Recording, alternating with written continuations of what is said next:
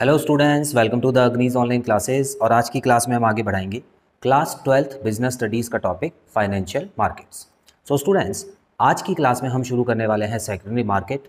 आपको primary market के बारे में बहुत अच्छे से बता देने के बाद उस पर कुछ हमने केस स्टडीज़ भी की हैं और अब हम सेकेंडरी मार्केट का टॉपिक शुरू करने वाले हैं। तो आइए स्टूडेंट्स, देखते हैं सेकेंडरी मार्केट में क्या होता है।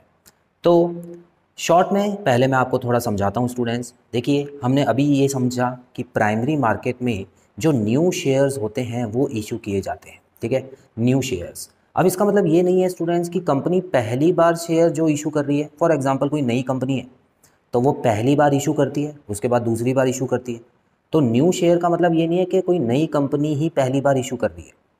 न्यू शेयर का मतलब वो भी होता है स्टूडेंट्स, पुरानी कंपनी ने पहले भी शेयर्स इशू किए हुए हैं लेकिन वो और मार्केट से पैसा उठाना चाहती है और शेयर्स इशू करना चाहती है, तो उसको भी न्यू शेयर ही बोला जाता है क्योंकि उस कंपनी के लिए तो वो नया शेयर है।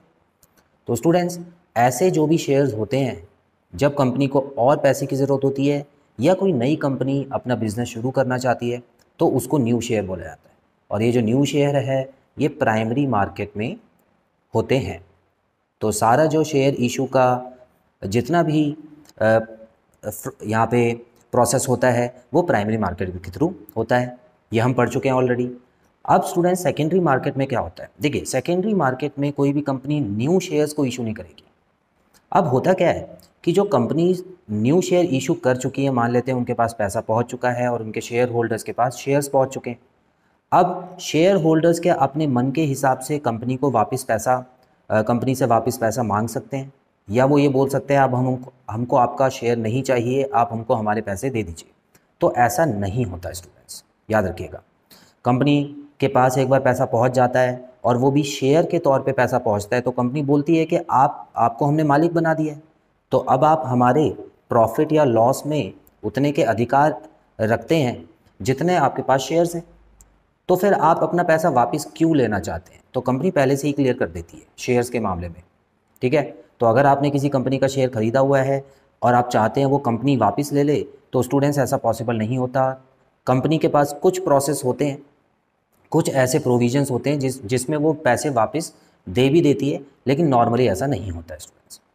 तो अगर आपको पैसे की ज़रूरत पहले पड़ जाए, अगर आपके पास किसी कंपनी के शेयर्स हैं और आपको पैसे की ज़रूरत पड़ गई है और आप वो शेयर बेचना चाहते हैं, तो आप कहाँ जाएँ? तो स्टूडेंट्स, उसके लिए सेकेंडरी मार्केट बनाई गई है। अब ये सेकेंडरी मार्केट सिर्फ और सिर्फ यही काम करती है कि अगर आप उसी कंपनी के शेयर्स बेचना चाहते हैं तो कोई और क्लाइंट या कोई और कस्टमर ज़रूर होगा जो कि वो शेयर खरीदना चाहेगा, क्योंकि हो सकता है कि वो उस कंपनी की परफॉर्मेंस से इम्प्रेस्ड हो, या उसको लगता हो कि अभी कंपनी अच्छा परफॉर्म नहीं कर रही है तो ये फ्यूचर में अच्छा परफॉर्म करेगी किसी वजह से। इसको स्पेक्यूलेशन बोला जाता है स्टूडेंट। स्पेक्यूलेशन बेसिकली हम अंदाज़ा लगाने को बोलते हैं। तो शेयर मार्केट आपने सुना भी होगा कि शेयर मार्केट कभी कभी बहुत ऊपर चली जाती है, कभी बहुत नीचे आ जाती है। तो लोग इसी बात का अंदाज़ा लगाते हैं कि फ्यूचर जो भी गवर्नमेंट के एक्शंस हो रहे हैं, जो भी देश दुनिया में चल रहा है, उसकी वजह से शेयर्स पे क्या असर पड़ेगा। तो इसी वजह से शेयर मार्केट में शेयर्स को ख़रीदा बेचा जाता है और फ्यूचर का अंदाज़ा लगाने के लिए ये जो मार्केट है ये बनाई गई है। तो अगर किसी व्यक्ति को लगता है जिस कंपनी का शेयर आपके पास है वो कंपनी अच्छा परफॉर्म करेगी, तो वो आपसे ज़्यादा महंगे में भी वो शेयर ले लेगा। मान लेते हैं आपके पास 100 रुपये का शेयर था और आप चाहते हैं कि उसको 120 रुपये में बेचना, तो वो 120 रुपये में लेके रख लेगा, क्योंकि उसको पता है कि फ्यूचर में जब कंपनी और अच्छा ग्रो करेगी तो ये शेयर 200 में भी पहुंच सकता है। ठीक है, उसको ऐसा लग रहा है, ऐसा ज़रूरी होता नहीं है स्टूडेंट्स। ठीक है, तो यहाँ पे हमेशा याद रखिएगा कि रिस्क फैक्टर भी सेकेंडरी मार्केट में बहुत ज़्यादा होता है। तो सेकेंडरी मार्केट बेसिकली सिर्फ और सिर्फ शेयर्स को ख़रीदने बेचने वाली मार्केट है। और इसमें नए शेयर्स जो होते हैं, यहाँ पर एक चीज़ मैं करेक्ट करना चाहूँगा स्टूडेंट्स, सेकेंडरी मार्केट में न्यू शेयर्स भी इशू किए जाते हैं। हमने पढ़ा था ना, जिसमें हमने पढ़ा था कि EIPO, इनिशियल पब्लिक ऑफरिंग। तो स्टूडेंट्स, सेकेंडरी मार्केट में कभी कभी नए शेयर्स भी इशू होते हैं और जैसे ही इशू होते हैं उसको ख़रीदा बेचा जाता है फिर कस्टमर्स द्वारा। ठीक है, शेयर होल्डर्स द्वारा। तो इसमें कंपनी को ज़्यादा डिस्टर्बेंस नहीं होती है, वो अपना काम करती रहती है, क्योंकि कंपनी को नहीं पता लगता है कि शेयर का ओनर है कौन।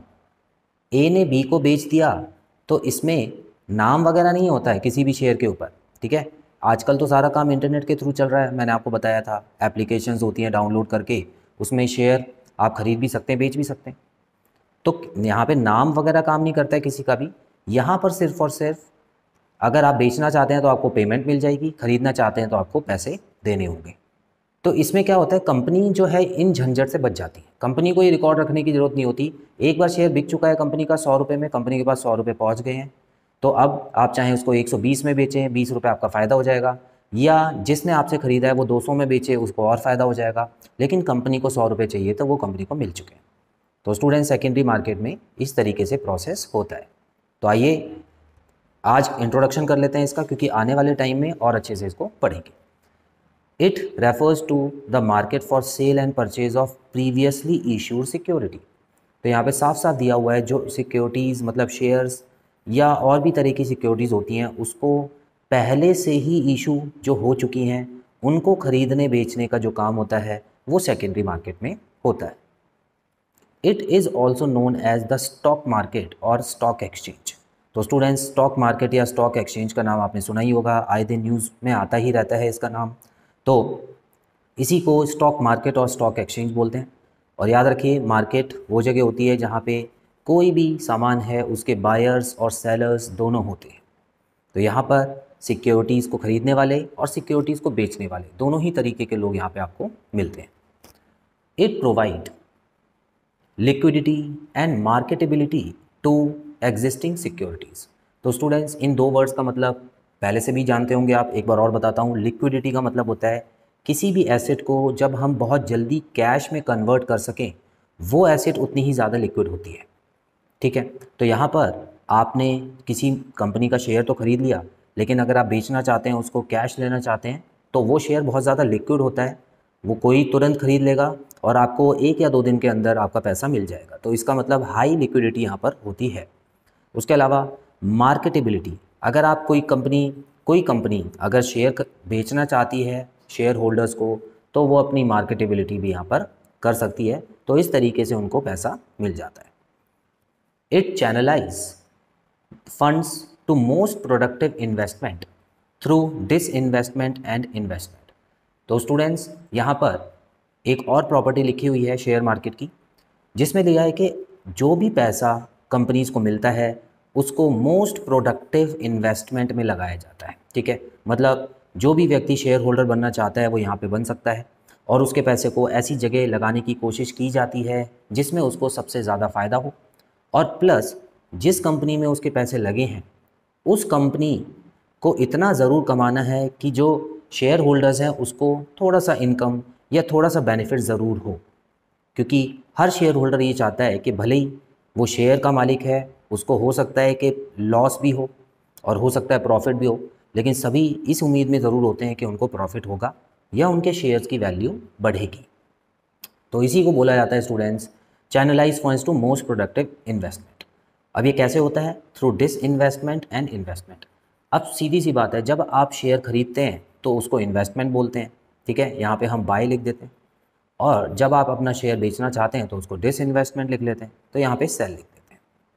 ठीक है, उसी तरह कंपनीज जो हैं, कंपनीज़ भी कभी कभी अपने शेयर जो है वो सेकेंडरी मार्केट में बेच देती हैं, तो ऐसे में कंपनी जो है वो डिसइन्वेस्टमेंट कर रही है, क्योंकि वो जितने ज़्यादा शेयर होल्डर्स अपने ऊपर रख रही है उसका मतलब है कि वो अपनी खुद का मालिकाना अधिकार कम कर रही है, तो इसीलिए उसको डिसइन्वेस्टमेंट बोलते हैं। क्लियर है स्टूडेंट्स? चलिए लास्ट पॉइंट और पढ़ते हैं। तो ये जो सेकेंडरी मार्केट भी है वो सीधा सीधा सेबी के अंडर ही इंस्ट्रक्शंस जो होते हैं उसको फॉलो करती है। तो सेबी की फुल फॉर्म आपको बता चुका हूँ, securities and exchange board of India. तो स्टूडेंट्स, ये एक गवर्नमेंट बोर्ड है, स्टैट्यूटरी बॉडी है, हमारे कॉन्स्टिट्यूशन में इसको बारे में लिखा हुआ है। तो यहाँ पर ये जो सेबी है ये पूरी सेकेंडरी मार्केट पे नज़र रखती है। होता क्या है स्टूडेंट्स, हमारी जो सेकेंडरी मार्केट की हिस्ट्री है वो इतनी अच्छी नहीं रही है। कई कंपनीज़ जो नकली कंपनीज़ होती थी वो लोगों का पैसा उठाते थे, अपनी कंपनी को इनॉग्रेट पहले करते थे, प्रोस्पेक्टस छपाते थे और लोगों से बहुत सारा पैसा उठा के वो गायब भी हो जाते थे। आपने ऐसे केसेस ज़रूर सुने होंगे। तो इससे क्या होता था, नुकसान तो होता ही था और लोगों का भरोसा भी उठता था शेयर मार्केट से। तो इसीलिए शेयर मार्केट का जो नाम था वो बिल्कुल डाउन हो गया था एक समय पे। तभी सेबी को बनाया गया है। और ये जो सेबी है, ये जब से बनी है ये नज़र रखती है कि कोई कंपनी किसी भी पर्सन को कोई नुकसान ना पहुंचा सके, और अगर किसी से पैसा उठाया है तो उसकी जिम्मेदारी भी है कि उस पैसे को वापस करे। तो स्टूडेंट्स, गवर्नमेंट एंटिटी है। गवर्नमेंट इंडिया जैसे कि आप जानते हैं एक मिक्स्ड इकोनॉमी है। तो मिक्स्ड इकोनॉमी में क्या होता है कि फ्रीडम तो मिलती है काम करने की, लेकिन एक गवर्नमेंट एंटिटी ऊपर ज़रूर बैठी होती है। अगर कहीं भी कोई गड़बड़ होती है तो ये एंटिटी उसको सही करने की कोशिश करती है। तो स्टूडेंट्स, यहाँ पर सेकेंडरी मार्केट का इंट्रोडक्शन हमने किया। आने वाले पार्ट्स में इसके टाइप्स भी पढ़ेंगे और किस तरह से ये काम करती है वो भी देखेंगे। तो बहुत जल्द मिलते हैं अगली क्लास में नए टॉपिक के साथ। Till then